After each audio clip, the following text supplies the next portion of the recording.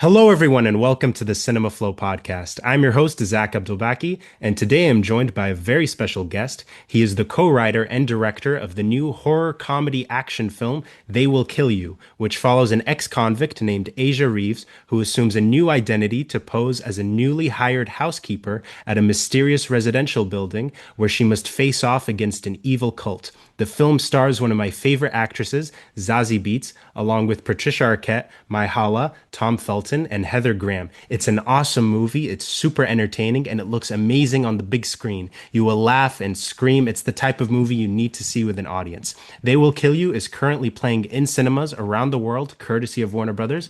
Now, please welcome to the show the co-writer and director of They Will Kill You, Mr. Kirill Sokolov. How are you doing today, sir?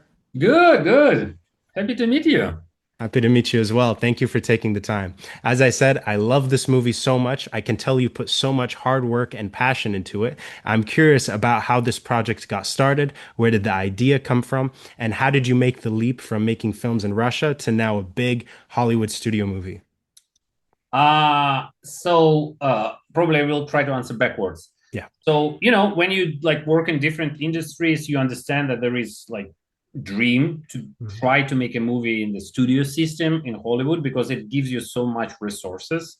And I grew up like watching behind the scenes and Blu-rays with additional materials where like I got idea how to make movies and like when you actually try to do independent movies, you understand that, oh no, you can't afford basically anything you thought how movies are made. So you're like, no, I need to somehow get in. And yeah, and then the story basically around 10 years ago, my wife and I, we rented an apartment in like big 16 floor building and we moved in. And in a week, we understood that we are basically the only two people that are younger than 65. And somehow everyone else are mostly all lonely ladies. And that was already weird. But then later I started to do reconstruction on the kitchen and I moved kitchen cabinet and I found a hole in the wall that was leading to my neighbor's apartment. And that's like when we started to have this like running joke that okay, we live inside of a cult, and maybe one morning we'll wake up and there will be people in cloaks and masks, and they would come after us. And we forgot. I totally forgot about it. And later, like 3 years ago, I watched Rosemary's Baby, and if you remember, there was like this closet with like hole in the wall, and I was watching it like, wait a second. I know this apartment. I know what it feels to live in that type of environment. And yes, and I got this. Okay, could be a movie. I pitched it to my friend and co-writer Alex Litviak. He loved it, and we just wrote it. And we wrote it, and then we basically sold it. And Andy and Barbara Muschietti as producers, they read it, they loved it, and that's how it's all happened. That's awesome. It's such a creative story. And I also love the emotional core of the movie, like the relationship between Asia and Yeah. Maria, the two sisters.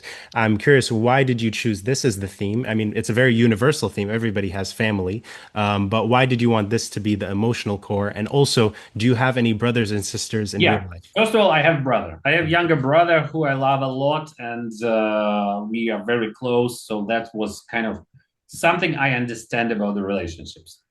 But Yeah. and when you have younger brother and you also was a kid, and now you look back how you grew up, and you have a lot of regrets and questions about how you treated your brother. So that kind of like organically came into the movie. But also it's interesting because those two characters, they face a very classic oppressive system. So we have like they face cult, which is a good metaphor to basically how the world operates, and like it's common to every country when you have people with power and money, and you see how they abuse others who can't fight back, and they lure them in and then drain them. And it was very interesting to see how different type of personalities react for the same thing. And you have Mahala character Maria, who kind of tries to find a like way to collaborate and tries to make a deal, and you have Zasi's character Asia, who just like goes against it and fights and doesn't care about any consequences. And in real life, it's basically the same choices we all have, and we in like there were many situations when we choose one or another, and when we kind of try to find for us if it's still okay to me to like make it this deal, or no, I should just like no, try to fight it. And yeah, and there is no right answer. It's like depending on situation, both. So it just was interesting to explore how like those type of characters react for the same thing. Yeah, you did a good job making them different, but also, in an action movie, if you don't care about the characters, then the action will not mean anything. So the reason you care is because you made them so well written. I also love the opening quote of this movie: "When the poor gives to the rich, the devil laughs." It really Yeah. sets the theme and the mood correctly. Where did you find this quote, and why was it the correct way to open the movie? Frankly, first of all, there was like at first there was a different quote by Mhm. Hunter Thompson, which said that life is funny. Sometimes you are rich, and sometimes you eat shit and die, which I think fit the tone even more. But we couldn't buy it, we couldn't license it, so I just like tried to find something that has the same intention and same meaning. Yeah, and that is like some Italian philosopher. So. Yeah. And I like the opening shot with the mannequins. That was Mhm. also very cool. And I love the way the title card comes on screen with the steam on the mirror in the bathroom. Was that done practically, or did Yeah, you see? Oh, okay. Go frankly, ahead. it's combination of both. It's Ah, like partly white shot is practical, and we struggled a lot with that to make it all clear. And then close ups, it's like partly practical, but also on top a lot of visual effects. And I'm very happy about like we were working with Crafty Apes, visual effects company, and Mark Smith, our supervisor. They did an incredible job because we talked from scratch that we will try to push as much as possible. Practically, we used a lot of like real blood rigs and prosthetics and dummies, and so it was very important to when we step into this VFX territory, we'll try to do it so it feels and looks like practically made. And I'm happy because sometimes you can't say difference and you can't tell what's like was how which thing was made. yeah, I know that's the best thing is when you cannot tell. It all looks real to me. Well, one more thing with the writing, I feel like people don't appreciate how difficult it is to write a good action movie because within every scene, you basically have to write the main character into a corner and then write them out of it. It's like problem solving every time. And the problem cannot be too easy because then the audience is like, oh, well, that wasn't so hard. But you also can't let the character get stuck because you have to advance the story. So tell me how you wrote so many good action sequences with your co-writer, Alex Litvak, and how you guys constructed all of these. I mean, we just love action. It's Yeah. like it was fast. That was the easiest part because we love it. We watch a lot of movies. We're both movie fans, and it all comes from the basically from the character and from Hmm. the emotions you want to give the audience. And as also what was challenging and what was interesting in this story, it as it progresses, we try to change the action tonally and make it different so we have every action set piece would feel and look differently from the previous one, and in best case scenario bigger. And we start with like very grounded brawl, mostly grounded with some kind of elements from all like Japanese movies, because basically Asia is kind of when what we find out that she's a samurai almost, right? So we took this like big blood explosions and sprays and everything, but mostly it's a very grounded brawl with no music, with heavy breathing and body falls.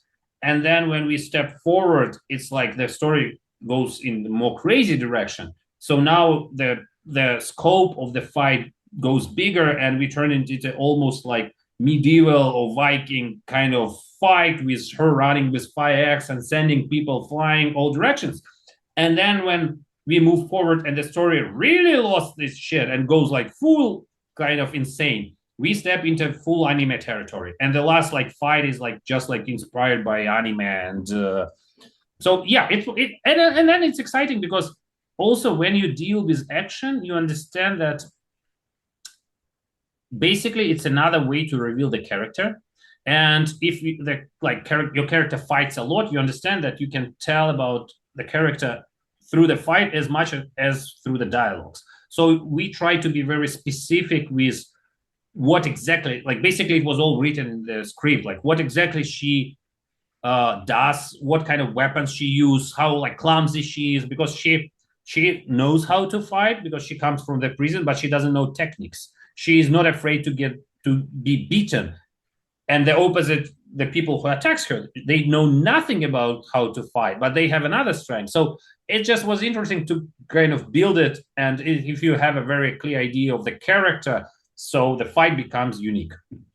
Yeah, and like every time there was an amazing sequence, I was like, how are they going to top it to the next one and the next one and keep it fresh for the whole movie? And you did.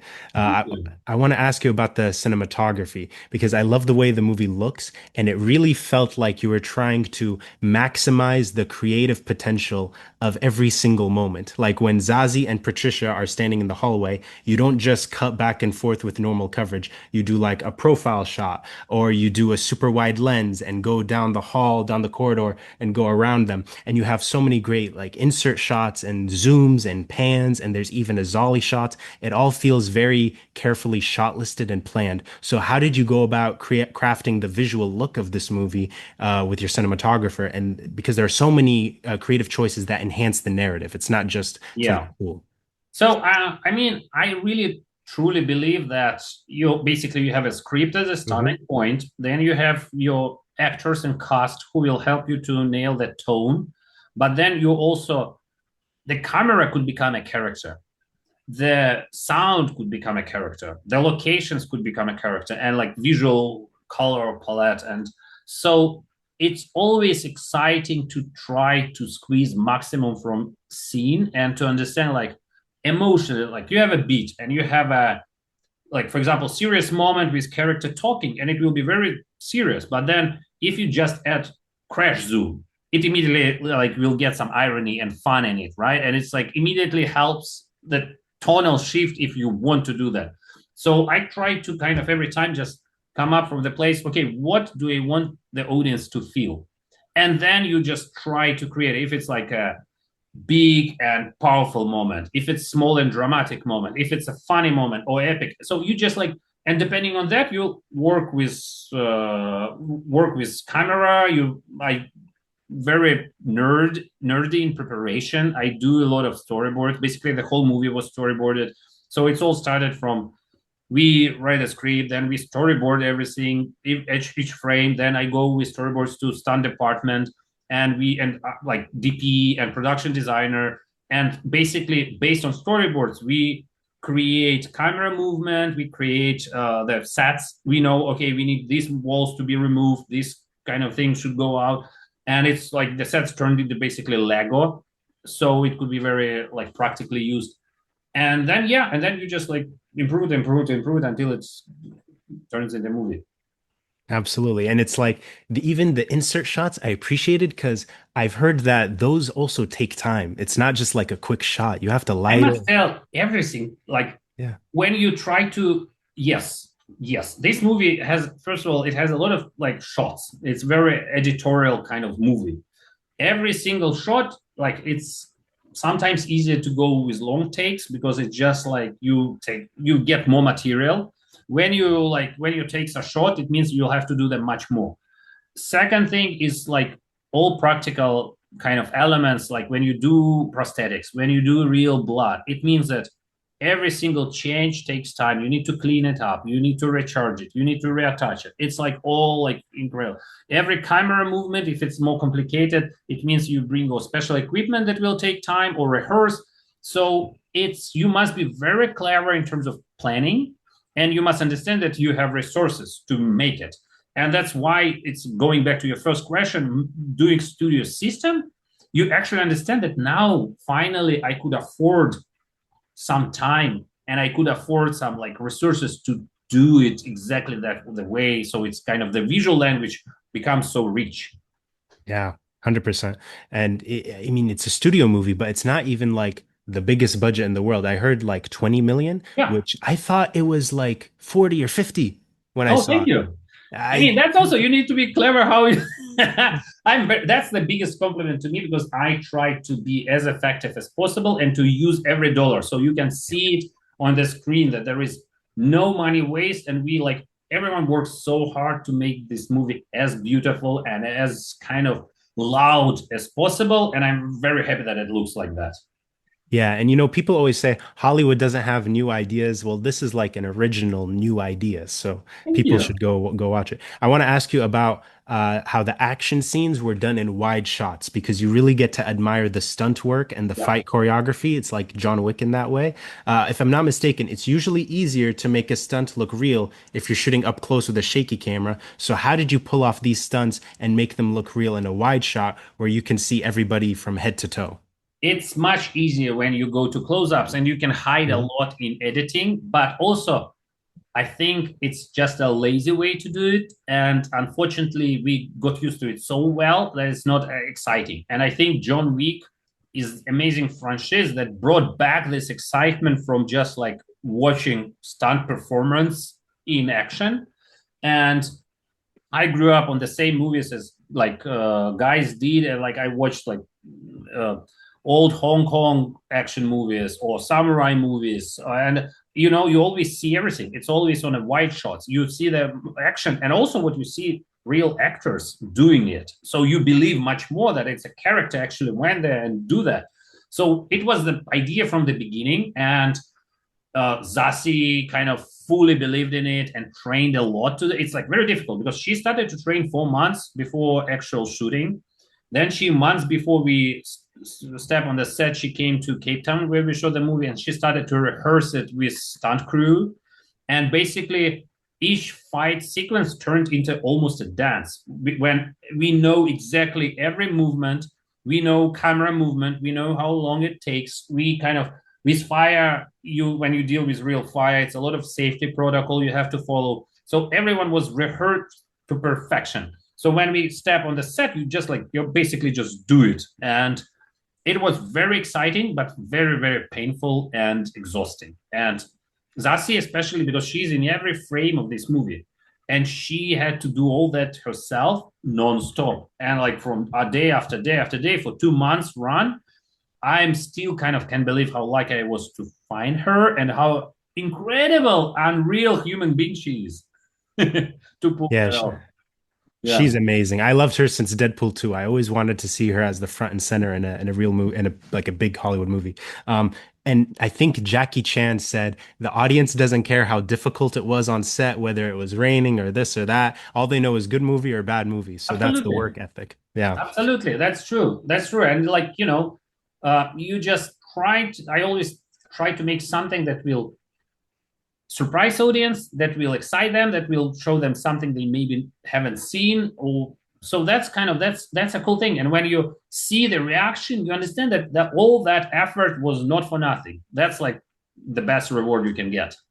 Yeah, and you mentioned the scene with the axe on fire. That might have been my favorite. And the slow motion when she's gonna cut the table in half is iconic. And yeah, like you said, it's indoors and everyone's on fire, so it's a lot of challenges there. And I like how after you made the fire alarm go off and had rain, and that really helped the emotional moment with Asia and Yeah. Maria. So Thank you. yeah. Thank you. That's absolutely right. That was intention. Hmm. Yeah. Yeah, It's it like, was a yeah. yeah, sorry. No, it's just very cool, and it's again narrative choice, like creative choices for the visuals helping the narrative. Yeah. Yeah. Yeah. Yeah. Yeah. Yeah. And there's also the I think the first big action sequence where someone shoots the shotgun through the mattress and then all the confetti is floating. I was wondering, how did you do that? Because was it like two crew guys on the ladders with buckets of feathers, or was it Exactly like CGI? that. Two crew guys just throwing feathers from the like top of the set, and yeah, sometimes the like most impressive things just made so in a so silly and simple way that that it's funny. But yeah, Yeah, no, that was very cool. And also, one of my favorite sequences is when Asia, Kevin, and Sharon are crawling through the air ducts. It's yeah, very narrow, and we see them from the side. And I mean this as a compliment. It reminded me of Super Mario Brothers because you're exactly. seeing them from the left to the right, up to down. How did you do this sequence? Because I imagine it was very tight quarters, like very like the camera guy had to be squished in with them, and the production design was also cool. A lot of engineering mind behind it. It's kind of basically we build this set. It's a sections. This whole crawling tunnel. It was sections. Each section is, I think, maybe 12 feet long, and there were a lot of them. So we could put them all together in one line. So it were like I don't know, 60 feet long, or we could turn and make turns, and basically it was like a Lego. And also each section had wall that we could remove, so we could have this 2D image of them, and ceiling that so we could put camera from top. So we just like played a lot with we kind of basically every shot we had to rebuild it and change the shape of it and put camera inside or from this side or from this side. And yeah. That's awesome. And I love the eyeball in this sequence. I won't say whose eyeball it is because that's a spoiler, but can you tell us how you accomplished the VFX of this? And also, did Zazie have anything to react off of? So basically, eyeball is fully practical. The only VFX on top is kind of the pupil that goes like a little bit like narrows and widen, but it's all just so simple. It's basically a puppet on a rod. We are like on a one stick, and it just rolls around. And it took some time to get to the right quality, but it's just like I think part of why people love it so much and appreciate it, because it's like a little bit cheesy, a little bit kind of clumsy, but also so charming and so nice, just because it's a dummy and you see that it's like practical thing that like moves in a very specific way. And yeah, well, basically it turns to be a like separate character. Yeah, it does. And I know people are talking to you about the influence of Tarantino and Sam Raimi, but I also want to ask you, are there any Russian filmmakers who influenced this movie? And also, what are some of the best and most underrated Russian movies that people should check out? Ooh, that's a cool question.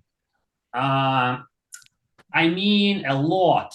The thing is that the problem now I will face is like difficulties in translation. I'm not sure that I will translate the titles right, but there is an amazing movie called Borderline, which is like Russian Eastern, very strange, very ironic. With I just like I'm a huge fan of spaghetti westerns, so that was like version of that. There is some kind of we have a big great director Balabanov who made this like dark, ironic, and very social movies, but like incredible at the same time. I mean, there are a lot. It's like part of my culture, so yeah, yeah. Yeah, and people should go back and watch your previous two movies as I well to mean, see. that definitely, yeah.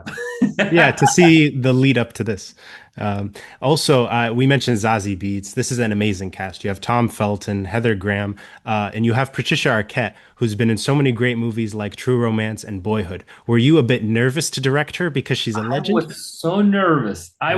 I was like, that Patricia turned out to be the hardest person for me to work with, not because she's like difficult. She's the charming, the most nicest person you can ever see. It's just because I grew up watching her. I like when I saw True Romance, she was my crush, and I just like and then you meet her in real life, and she's still the same, and I just like a fanboy. And it was so difficult for me to like make this fanboy shut up and like now we are colleagues. Now we are colleagues. I have to direct her. But it's still kind of it's funny. But it was amazing. It's when you deal with actors of that level and of that like professional level, it's just mostly joy because they give you so much more than you as a director could imagine.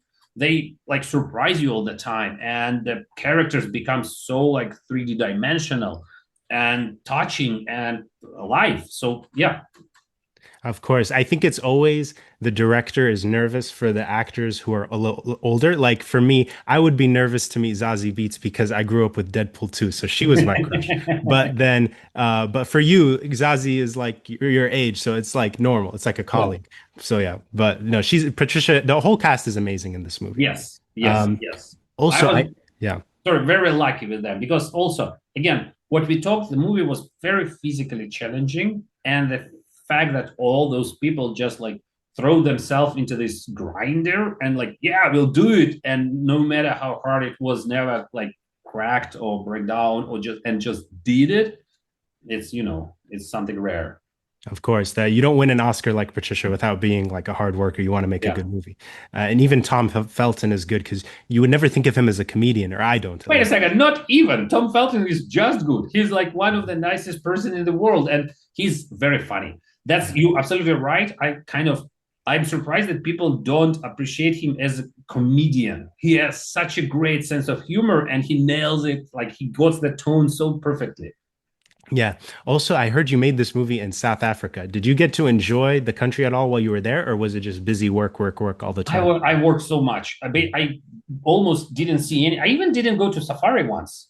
I haven't time. I was all like sleeping all on the set, sleeping on the set. So unfortunately, but I'm like crew and people I work with, unbelievable. That Yeah. and you see the result again.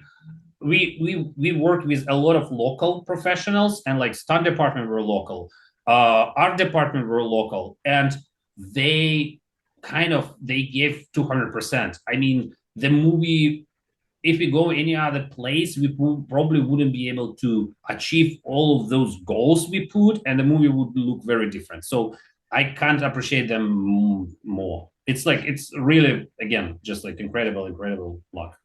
Yeah, and if I'm not mistaken, they give like tax incentives, right? So that helps the movie also.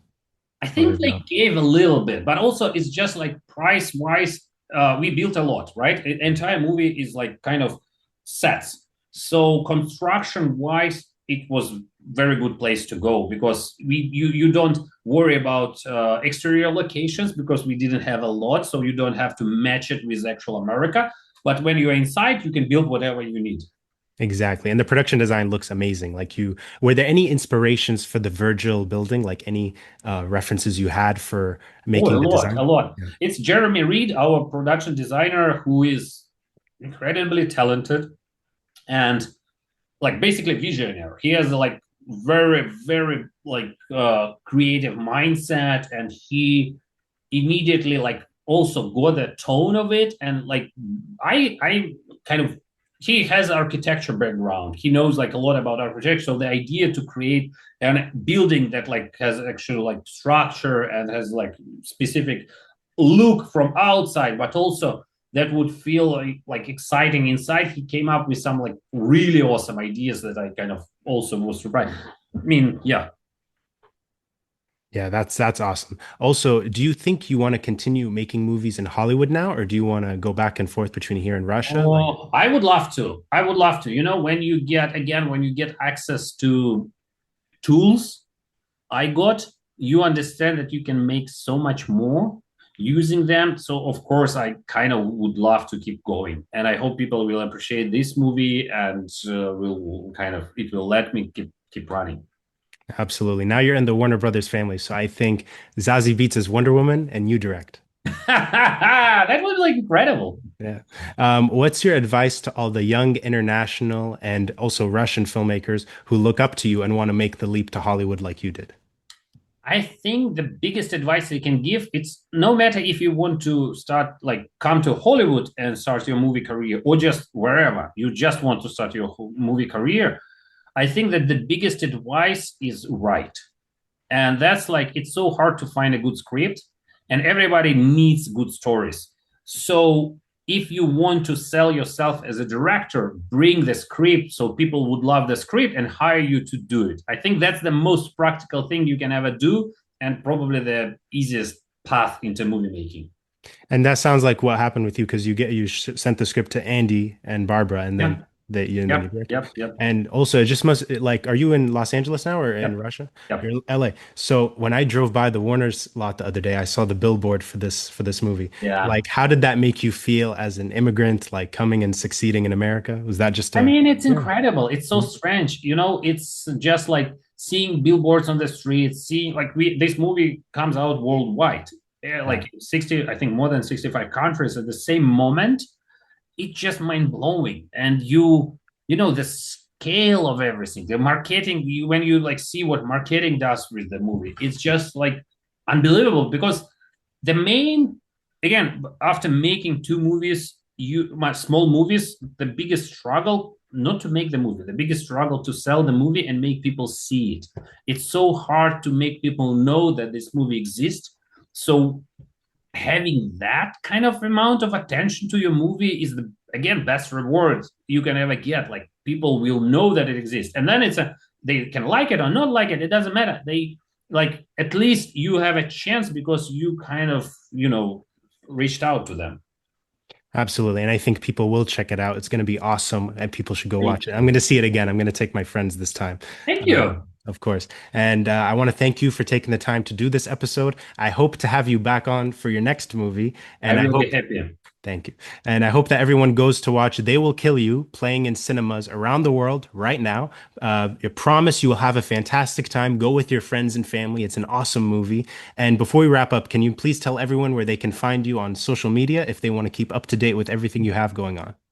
I mean, I'm not the most active person in social media, but I have an Instagram. It's Instagram. yeah, you can find me on Instagram. Awesome. I'll put a link to your Instagram in the description.